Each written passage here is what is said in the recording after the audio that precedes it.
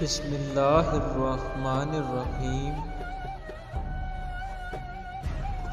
السلام علیکم ورحمۃ اللہ وبرکاتہ۔ ایک چونٹی تھی، وہ کہیں جا رہی تھی، راستے میں ٹڈا ملا۔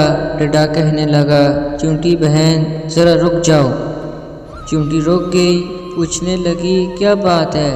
ٹڈے نے کہا میٹھی میٹھی ہوا چل رہی ہے، آؤ باغ میں کھیلیں۔ چونٹی نے کہا میں کیسے کھیلوں، مجھے دانے اکٹھے کرنے ہیں، جب برسات آئے گی تو چھوٹی چھوٹی چونٹیاں کیا کھائیں گی، مجھے گھر بھی ٹھیک کرنا ہے، برسات کی پانی سے گھر ٹوٹ سکتا ہے۔ ٹڈے نے کہا ہم تو اکیلے ہی ہیں جی، ایک دن بادل آئے گے، بارش ہونے لگی۔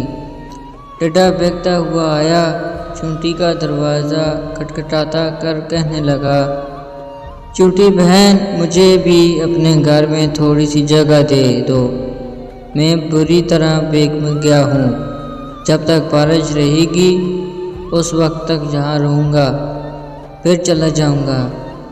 چونٹی بولی بھائی ٹڈے، تم نے سارا سال کام نہیں کیا، تم نے اپنا گھر نہیں بنایا، مشکل وقت کے لیے کچھ اناج بھی جمع کر کے نہیں رکھا، جاؤ میں تمہاری مدد نہیں کر سکتی، جو سستی کرے اس کی سزا یہی ہے۔